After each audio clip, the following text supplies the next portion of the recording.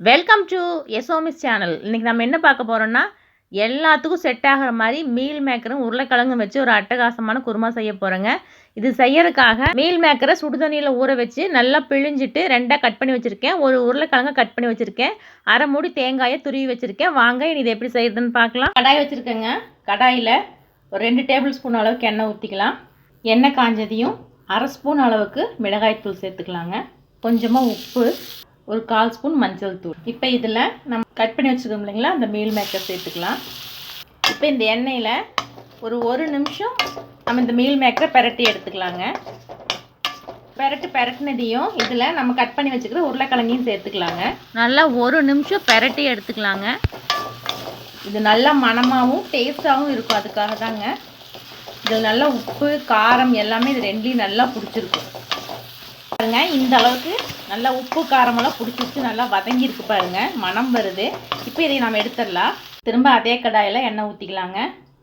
1 table spoon அளவுக்கு எண்ணெய் ஊற்றிக்கலாம். 2 துண்டு பட்டை, 2 கிராம்பு, 2 ஏலக்காய், 2 பச்சை மிளகாய், சின்ன பச்சை மிளகாய்ங்க, அதனால 4 சேர்க்குறேன். இப்போ இதையே இந்த எண்ணெயில் வதக்கிக்கலாம். இதில் ஒரு பெரிய வெங்காயத்தை கட் பண்ணி வச்சுருக்குறேங்க, அதை சேர்த்துக்கலாம். வெங்காயம் சிவக்கிற அளவுக்கு வதக்கிக்கலாங்க. பாருங்கள், வெங்காயம் இந்த அளவுக்கு வதங்கினோடனே அடுப்பை ஆஃப் பண்ணிடலாம். ஆஃப் பண்ணிவிட்டு இதில் ஒரு துண்டு இஞ்சி, 4 பூண்டு பல் சேர்த்துக்கலாம். இஞ்சி பூண்டும் பச்சையாக தான் அரைக்கிறேங்க. சும்மா அந்த சூட்டில் ஒரு வதக்கிக்கிறோம். இப்போ இதையே மிக்சி ஜாரில் சேர்த்து பல்ஸ் மோடில் விட்டு கொரகொரப்பாக அரைச்சி எடுத்துக்கலாங்க. நைஸாக அரைக்கக்கூடாது. கொரகொரப்பாக அரைச்சி எடுத்தாச்சு. இதை தனியாக எடுத்து வச்சுட்டு அதே மிக்சி ஜாரில் தேங்காயை போட்டிருக்கேங்க. இந்த தேங்காயோட ஒரு 5 பாதாம், 1 ஸ்பூன் அளவு கசகசாவை தண்ணியில் ஊற வச்சுருக்குறேங்க, அதையும் சேர்த்துக்கலாம். இப்போ இதை நல்லா நைஸாக அரைச்சிட்டு வந்துடலாம். இப்போ அடுப்பில் ஒரு குக்கர் வச்சுக்கலாங்க. அதில் 2 டேபிள் ஸ்பூன் அளவுக்கு தேங்காய் எண்ணெய் விட்டுக்கலாம்.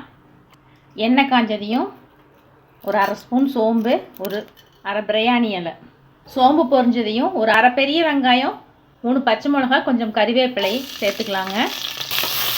இந்த வெங்காயம் எண்ணெயில் ஒரு நிமிஷம் வதங்கட்டும். இது கொஞ்சம் வதங்கினதுக்கப்புறம் கொரப்பாக அரைச்சி வச்சுக்கணும் இல்லைங்களா, வறுத்த வெங்காயம், அதை சேர்த்துக்கலாம்.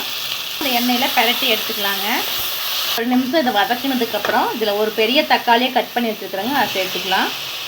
மீடியம் சைஸாக இருந்தால் 2 தக்காளி சேர்த்துக்கோங்க. தக்காளி நல்லா வதங்கட்டுங்க.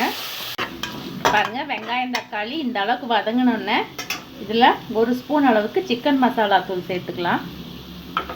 பேக்கரும் உருளைக்கிழங்கு அதை சேர்த்துக்கலாம். இந்த மசாலாவோட சேர்த்து கலந்து விட்டுக்கலாம். இப்போ இதில் நம்ம அரைச்சி வச்சுருக்கோம் இல்லைங்களா, தேங்காய் விழுதா சேர்த்துக்கலாம். மிக்சி ஜாரை கழுவி தண்ணி இதை சேர்த்துக்கலாங்க. இப்போ உப்பு போட்டுக்கலாம்.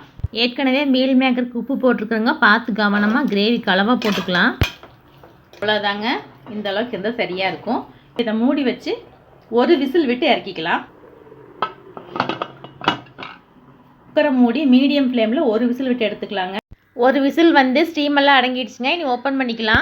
அதிகமான மசாலாவும் இல்லாமல் சும்மா மணக்க அட்டகாசமாக ரெடி ஆகிடுச்சுங்க. இது ஆப்பத்தோட அவ்வளோ டேஸ்ட்டாக இருக்கும்.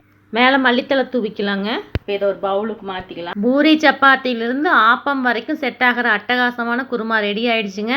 இந்த குருமா உங்களுக்கு பிடிச்சிருந்தா எங்கள் சேனலை லைக் பண்ணுங்கள், ஷேர் பண்ணுங்கள், சப்ஸ்கிரைப் பண்ணுங்கள். நன்றி, வணக்கம்.